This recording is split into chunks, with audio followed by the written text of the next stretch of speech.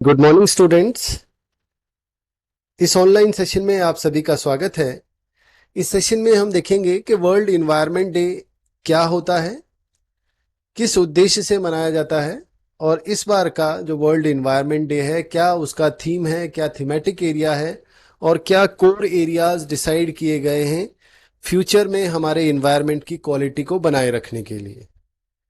तो शुरुआत करते हैं। जैसा कि आप सभी जानते हैं कि हमारी अर्थ जो है सभी नोन प्लैनेट्स में एक बहुत ही इंपॉर्टेंट कैरेक्टरिस्टिक होल्ड किए हुए है कि यहाँ पे लाइफ सपोर्टिंग कंडीशंस हैं।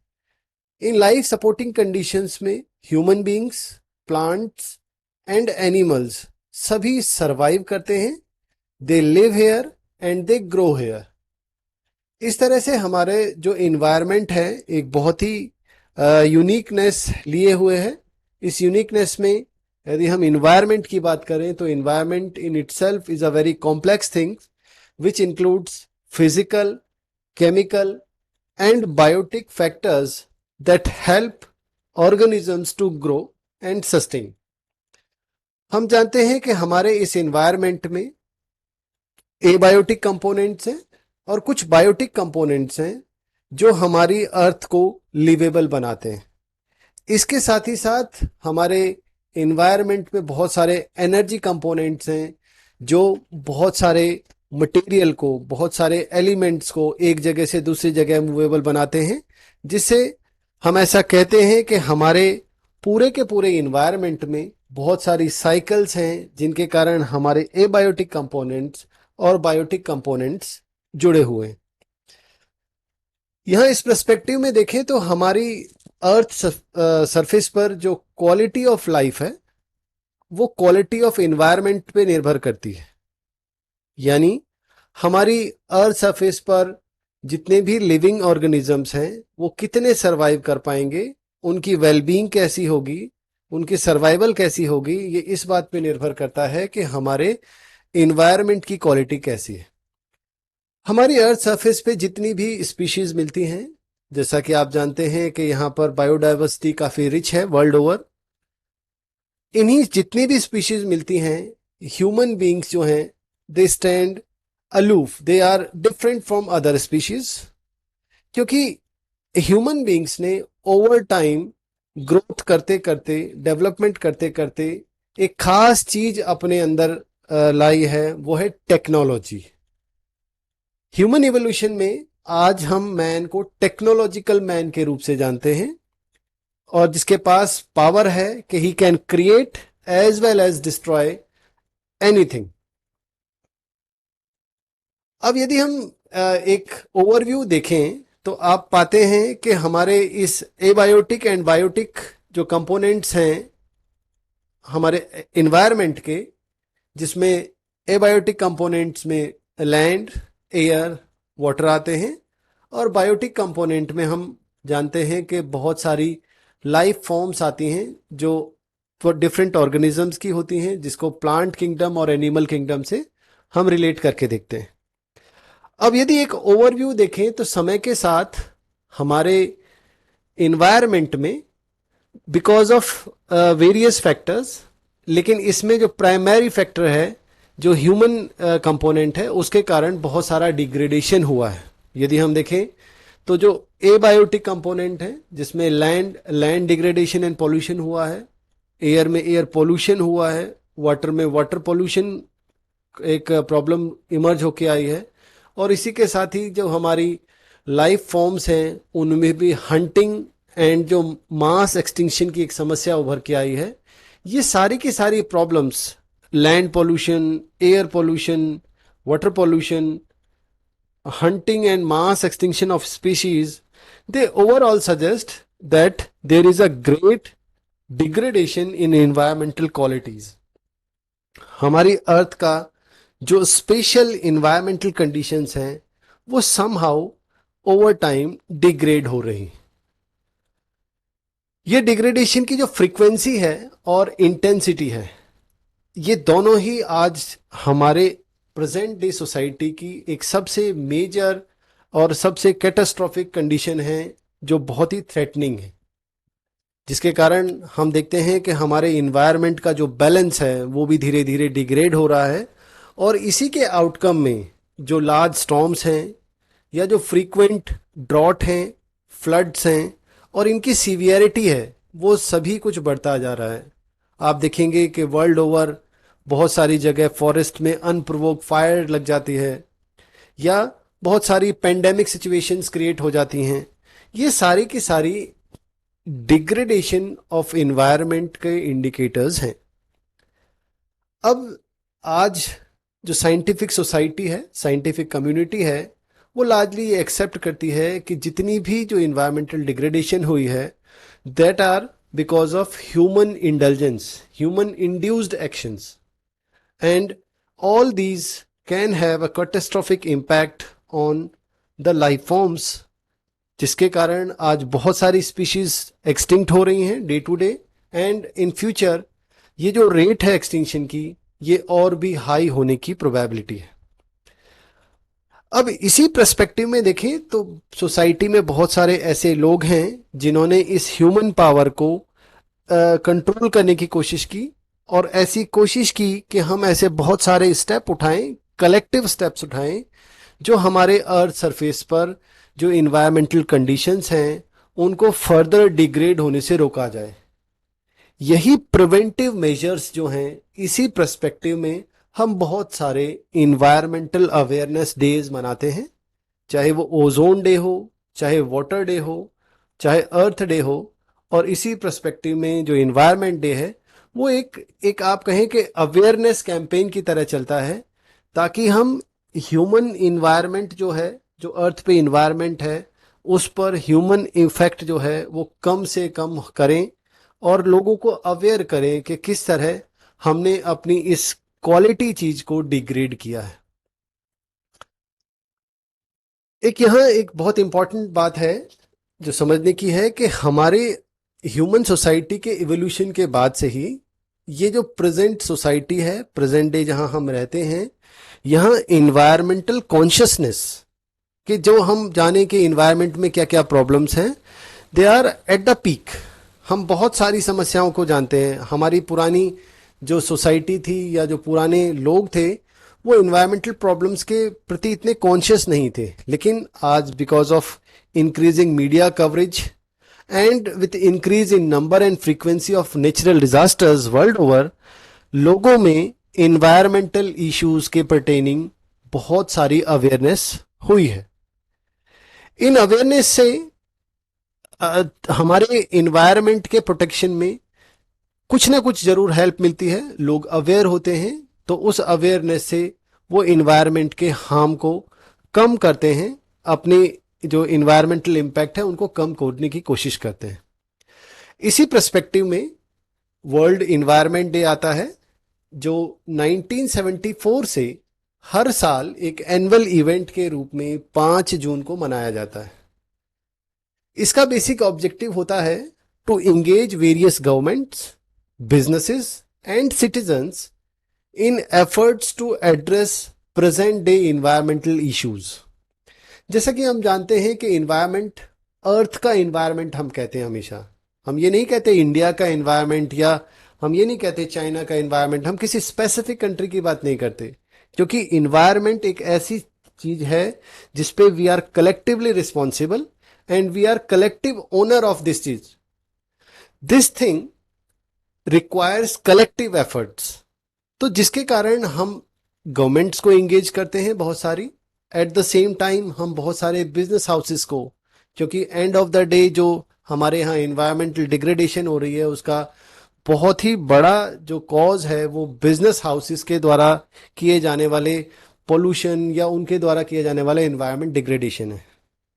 इसके साथ ही हम सिटीजन्स को भी एड्रेस करते हैं कि वो भी इन्वायरमेंट में होने वाले जो उनके कारण इम्पैक्ट हैं या जो एफर्ट्स वो कर सकते हैं वो उन्हें करने चाहिए। वर्ल्ड इन्वायरमेंट डे एक ग्लोबल प्लेटफॉर्म है। बेसिकली इसका उद्देश्य यह है कि लोगों में मास अवेयरनेस क्रिएट की जाए, उनको बताया जाए कि किस प्रकार हमारे यहाँ पर अर्जेंट रिक्वायरमेंट है जिसमें हम बहुत सारी चीज़ों पे काम कर सकते हैं, जैसे मेराइन पोल्यूशन है या ग्लोबल वार्मिंग है, जो हमारे हमारे इन्वायरमेंट को डिग्रेड होने के आउटकम है।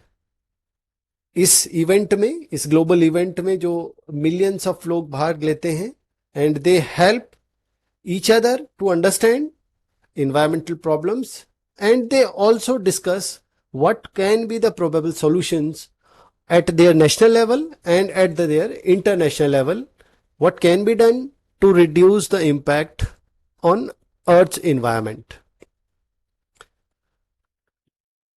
जहां तक हम वर्ल्ड इन्वायरमेंट डे 2021 की बात करें, तो हर साल, क्योंकि बहुत सारे देश हैं वर्ल्ड ओवर और सभी जगह ये इवेंट मनाई जाती है, इस इवेंट में एक कंट्री को होस्ट कंट्री डिक्लेयर किया जाता है।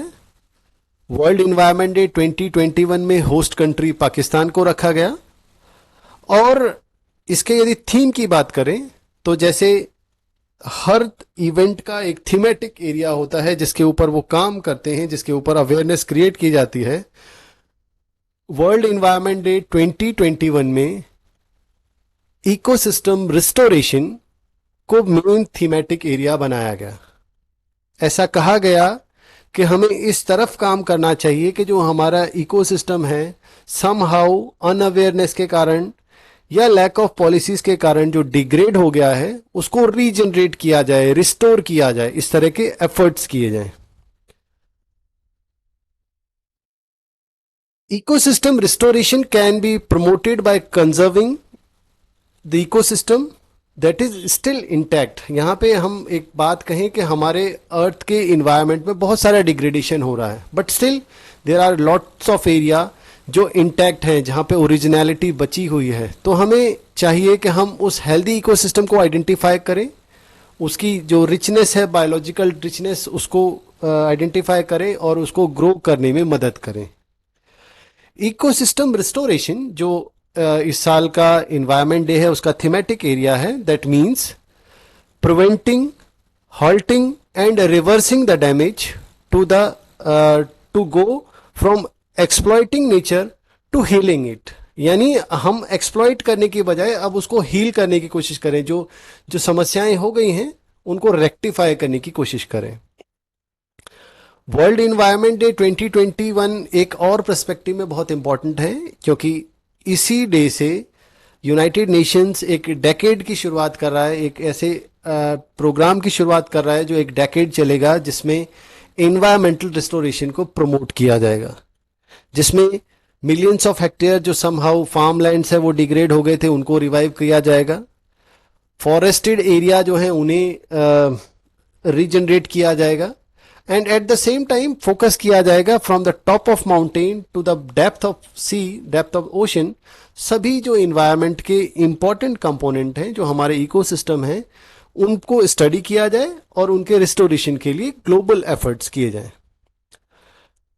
अब हम सभी के मन में ये सवाल उठता होगा कि why we need restoration, why restoration is required.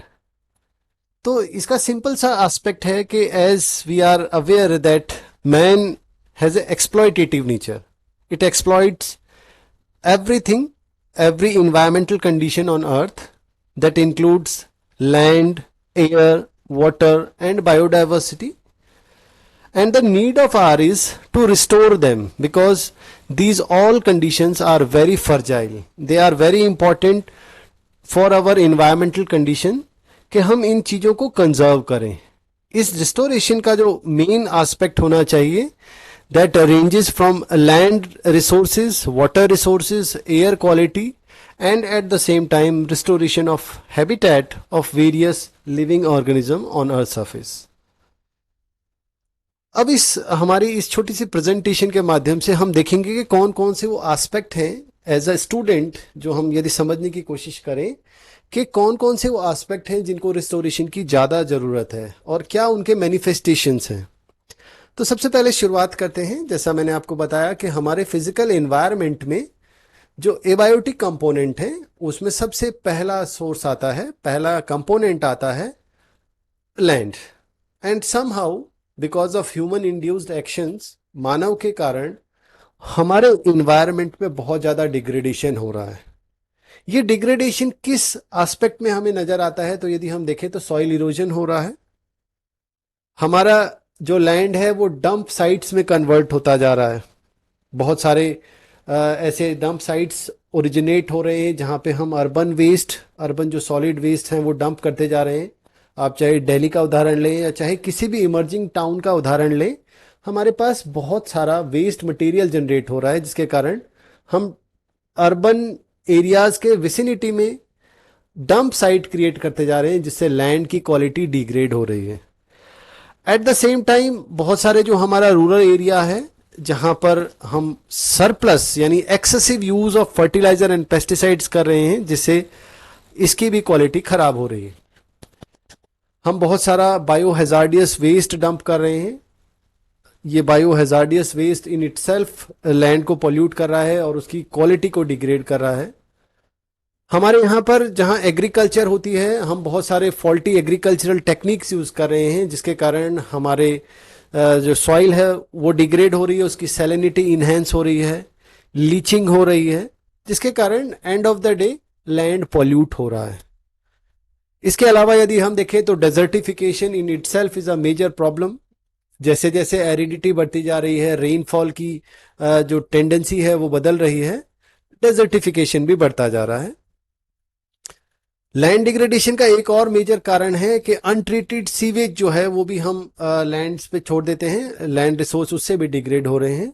And at the same time mining areas में बड़ी बड़ी माइंस के खुले छोड़ देने के कारण भी हमारे यहाँ पर जो लैंड है वो डिग्रेड हो रहा है।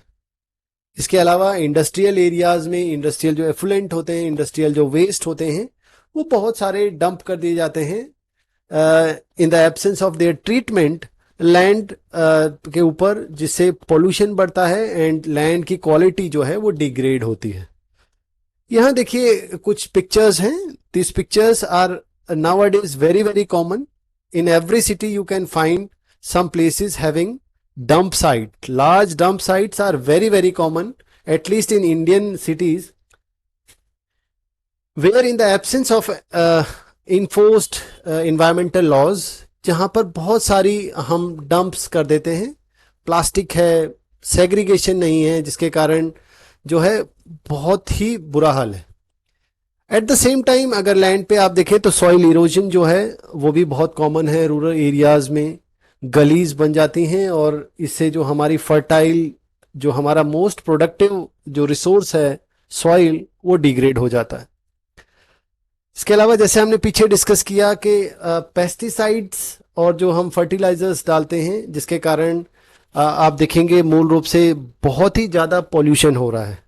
इवन इतना ज़्यादा पॉल्यूशन हो रहा है कि now certain pockets in our green revolution belt, specifically in Punjab and Haryana, these areas are known as cancer belt because of the excess use of fertilizers and pesticides.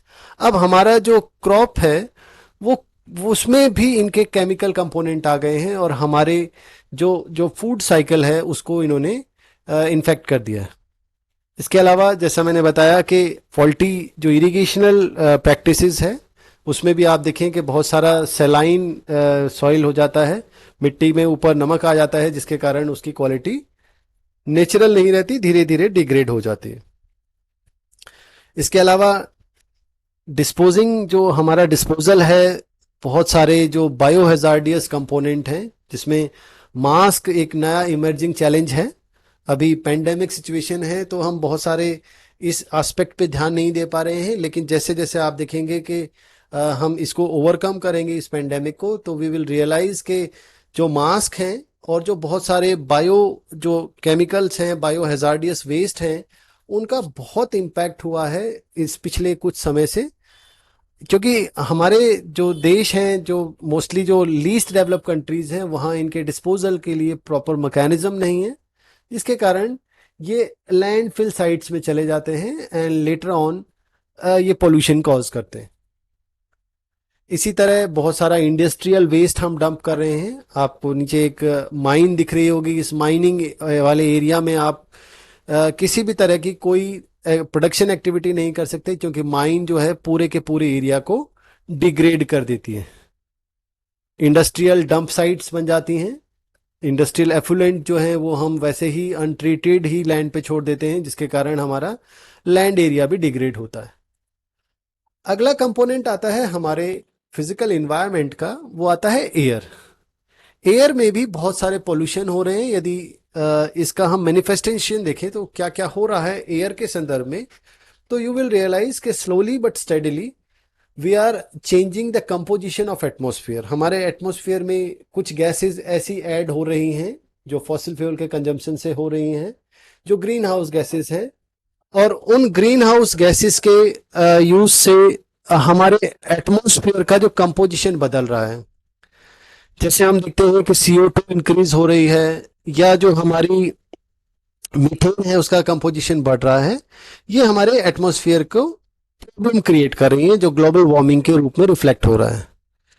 इसके अलावा देखें तो क्लाइमेटिक एक्सट्रीम्स बढ़ती जा रही हैं। अभी पीछे हमने बात की कि जैसे जैसे ग्लोबल वार्मिंग हो रही है, वैसे वैसे frequency and intensity of climatic extremes, cyclones ज़्यादा इंटेंस आते हैं, वो ज़्यादा नंबर में आते हैं। तो ये सभी हमारे एयर के, जो एयर है जो हमारा नेचुरल कंपोनेंट है, उसमें चेंजेस का मैनिफेस्टेशन बनता है। ग्लोबल वार्मिंग हम सभी जानते हैं कि एक मेजर इन्वायरमेंटल चैलेंज है। आज धीरे धीरे हमारी अर्थ का टेम्परेचर जो है that is increasing every year. इस एवरेज टेम्परेचर के इंक्रीज होने को हम ग्लोबल वार्मिंग कहते हैं, और ये भी एक ह्यूमन इंड्यूस्ड एक्शन के कारण हो रहा है। बहुत सारे हम पॉल्यूटेंट्स इस तरह के छोड़ रहे हैं, बहुत सारी ग्रीन हाउस गैसेज इस तरह की इमिट हो रही हैं जो ग्लोबल वार्मिंग को कॉज करती हैं। इसके अलावा एयर पोल्यूशन के कारण ही खास तौर से जो हमारी सल्फर डाइऑक्साइड है, नाइट्रस ऑक्साइड है, जिसके कारण बहुत सारे वर्ल्ड ओवर ऐसे एरियाज इमर्ज होके आए हैं जहां पर बहुत अधिक एसिड रेन होती है। ये acid rain in itself a pollution, but it also cause degradation in land and other resources. इसके अलावा ओजोन डिप्लीशन भी एक मेजर चैलेंज है। हमारी ओजोन की जो क्वालिटी है, जो एक प्रोटेक्टिव शील्ड है, वो बहुत सारे केमिकल पोल्यूशन के कारण बहुत सारे जगह डिग्रेड हुई है, जिसको हम ओजोन डिप्लीशन कहते हैं। तो ये सभी एयर पोल्यूशन और उसके इन्वायरमेंटल मैनिफेस्टेशंस हैं।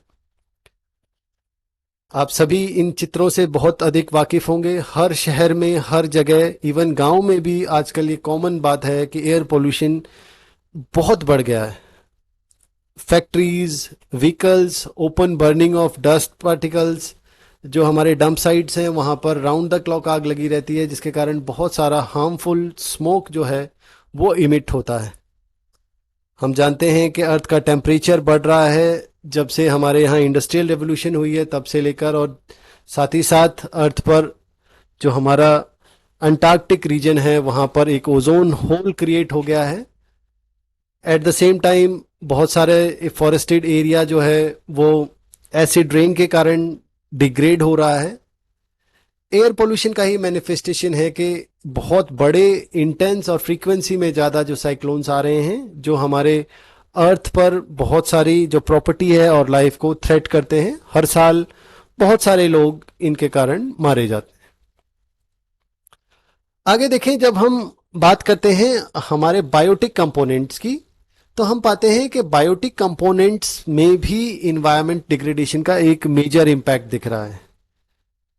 आदमी ने बहुत इनडिस्क्रिमिनेटली हमारे हैबिटेट को नुकसान पहुंचाया है। बहुत सारी स्पीशीज इसलिए एक्सटिंक्ट होती जा रही हैं क्योंकि उनके पास उनका जो रहने का घर था, जो हाँ वो रहते थे, जो उनका नेचुरल इन्वायरमेंट था, वो ह्यूमन एक्शन के कारण डिग्रेड हो गया है। इसमें रिडक्शन ऑफ फॉरेस्टेड एरिया एक बहुत बड़ा काम है, जिसके हम पाते हैं कि धीरे धीरे फॉरेस्ट के श्रिंकिंग के कारण बहुत सारी स्पीशीज एक्सटिंक्ट होती जा रही हैं।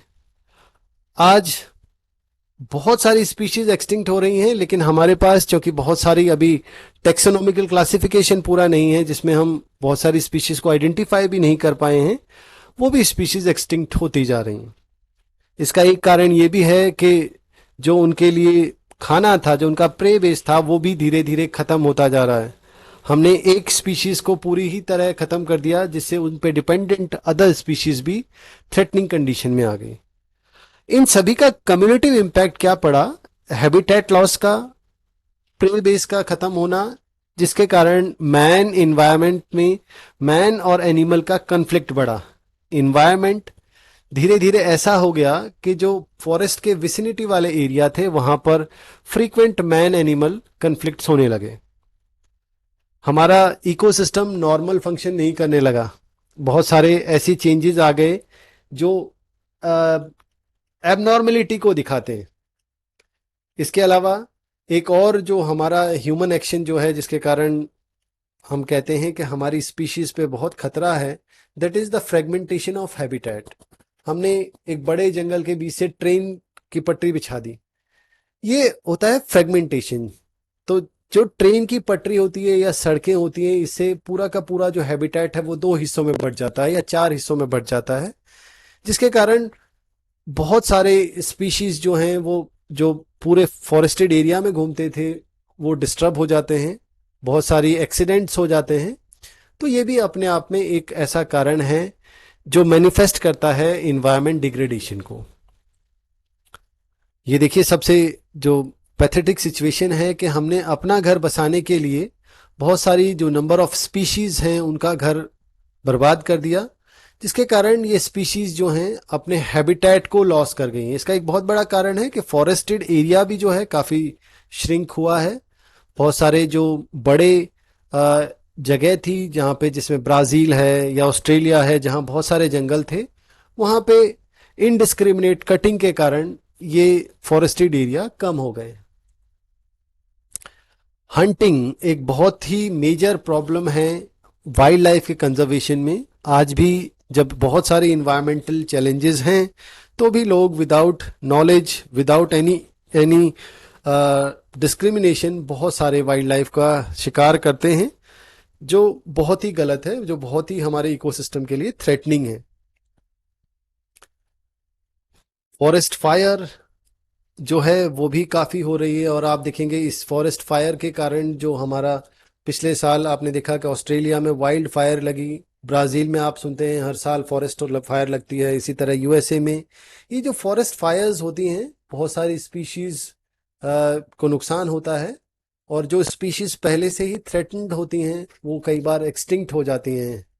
इसमें बहुत सारी ह्यूमन एक्टिविटीज़ ऐसी हैं जो इनके एक्सटिंक्शन को बूस्ट अप करती हैं, और जो स्पीशीज हैं वो नंबर में और साथ ही साथ उनका एरिया भी बहुत श्रिंक हो जाता है।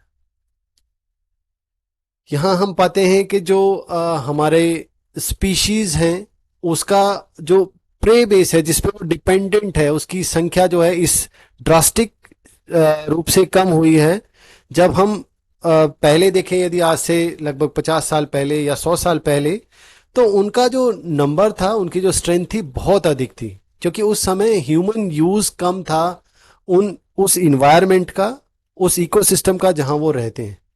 जैसे जैसे हमारी इन्वॉल्वमेंट ज़्यादा हुई है, हमने ज़्यादा से ज़्यादा उस फॉरेस्टेड एरिया का डिग्रेडेशन किया है, या हम उसमें ज़्यादा से ज़्यादा वेंचर करते हैं, जिसके कारण जो ये स्पीशीज का नंबर है ये ड्रास्टिकली कम होता जाता है।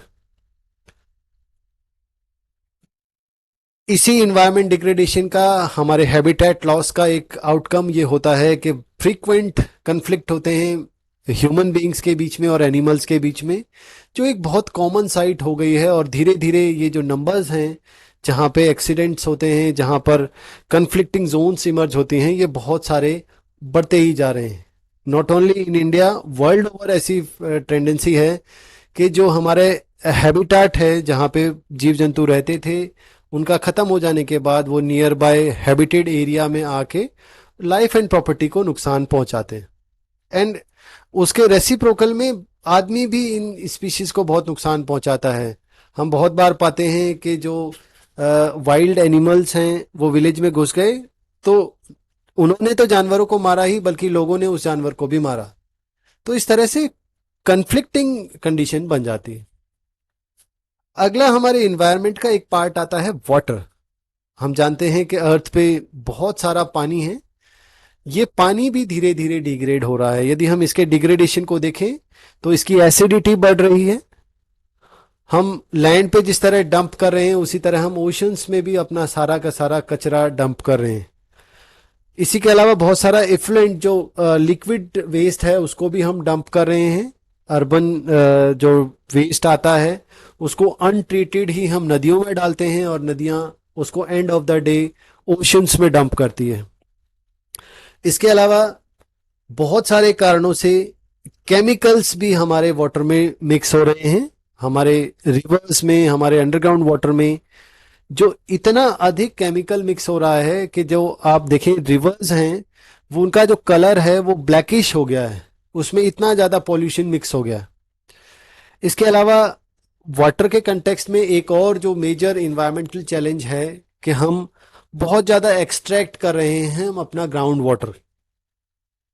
अगर हम इंडिया के पर्सपेक्टिव में देखें तो ग्राउंड वाटर सेल की रिपोर्ट है कि बहुत सारे ब्लॉक्स जो हैं इंडिया में वो डार्क ब्लॉक्स डिक्लेयर कर दिए गए हैं, जहां पर अंडरग्राउंड वाटर जो है या तो खत्म हो गया है या लगभग लगभग खत्म होने वाला है। इसका जो हमारा इन्वायरमेंट है उस पर बहुत ही बुरा प्रभाव पड़ेगा। वाटर जो है अंडरग्राउंड वाटर वो इकोसिस्टम को सरवाइव कराने में, चलाने में बहुत इंपॉर्टेंट रोल प्ले करता है। इसके अलावा बहुत सारे जो हमारे ऐसे एरियाज हैं जहां ऑयल स्पिल्स हो जाते हैं, ओशन के ऊपर, पानी के ऊपर ऑयल टैंक सिंक कर जाते हैं या एक्सीडेंट के कारण ये ऑयल स्पिल्स जो हैं मैरीन लाइफ को एक मेजर थ्रेट देती हैं, जिसके कारण मास किलिंग होती है। बहुत सारी स्पीशीज को हम अपने कंजम्पशन के लिए भी मास हंटिंग करते हैं।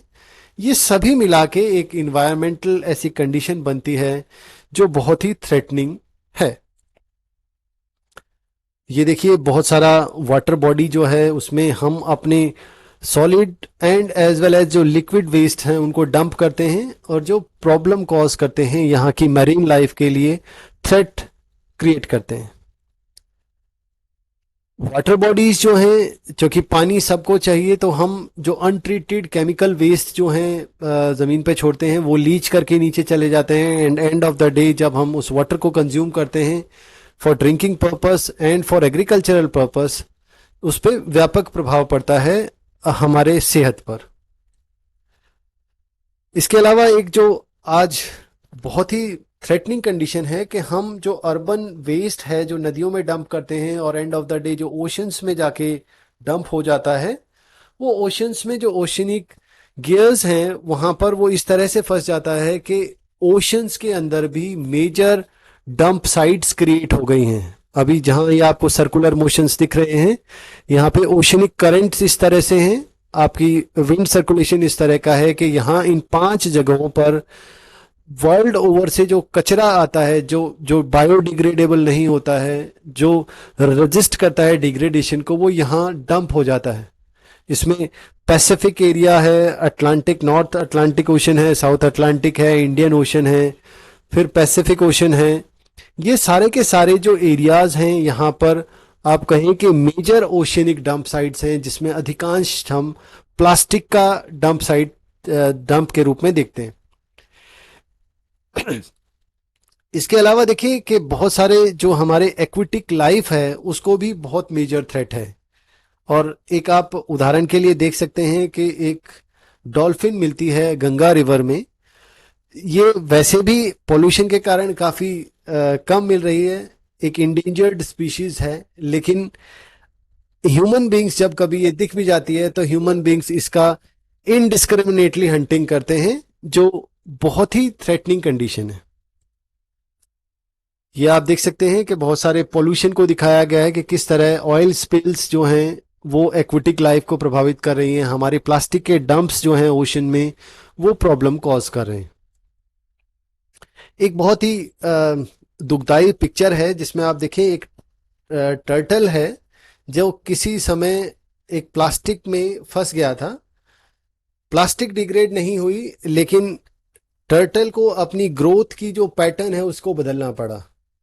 किस तरह वो श्रिंक हो गया आप देखें। ऐसी बहुत सारी पैथेटिक सिचुएशंस हैं, पैथेटिक पिक्चर्स रोज रोज हम देखते हैं जहां पर ह्यूमन मटेरियल जो है लाइफ को डिफॉर्म कर देता है। तो यहाँ एक आपके सामने पिक्चर है जिससे आप समझ पाए कि कितनी इंटेंस प्रॉब्लम है। नाउ अब ये तो सारी थी प्रॉब्लम्स।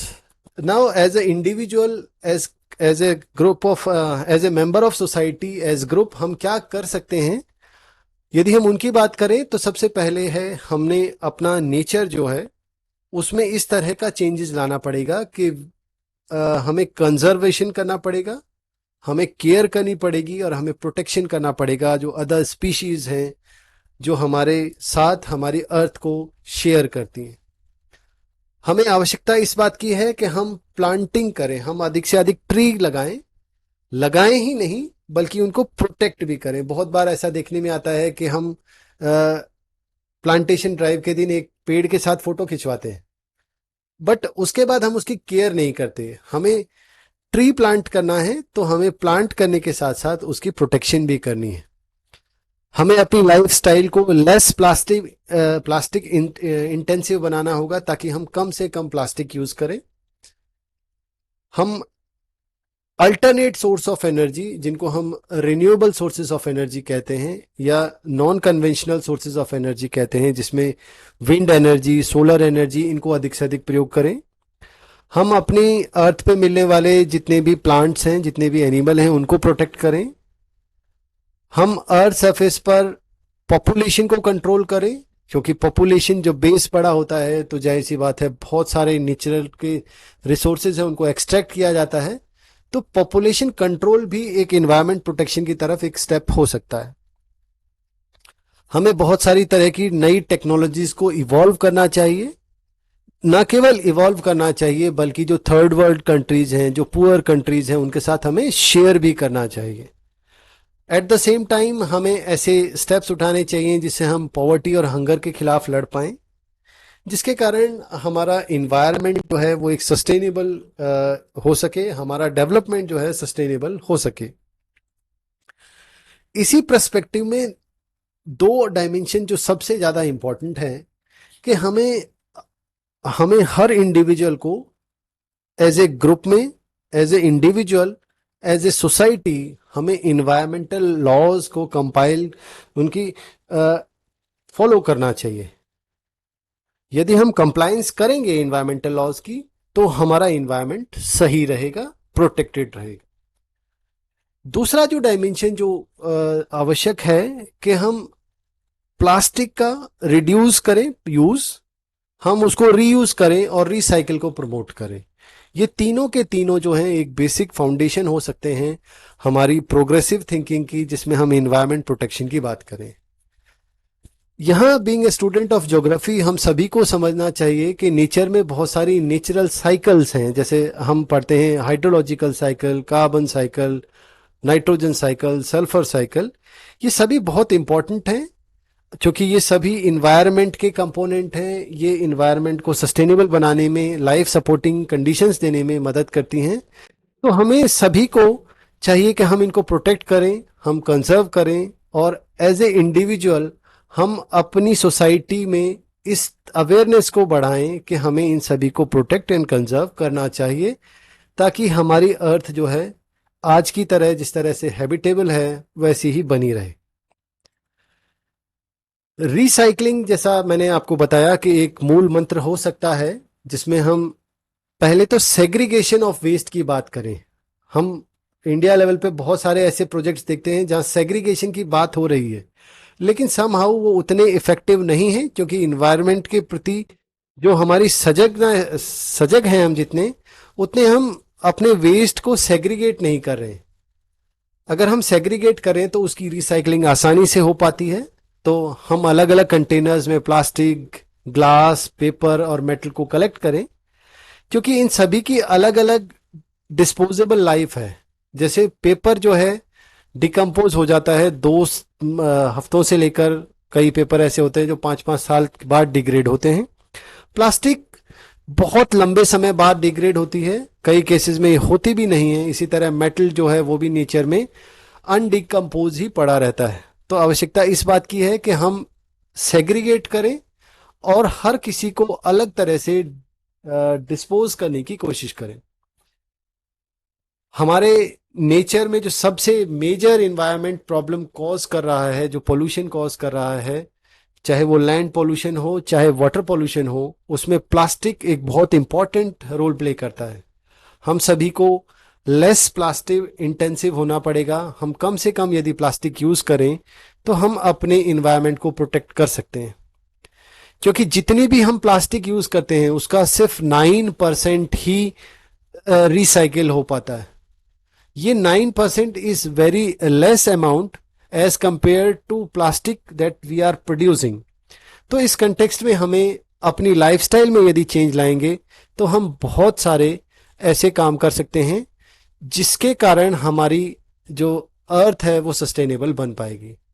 हम सभी को ये जानना चाहिए, ये समझना चाहिए कि now the future of earth lies in our hand, and if we take urgent and necessary actions, हमारी अर्थ जो है आज की जैसी है वैसी ही हमेशा बनी रहेगी।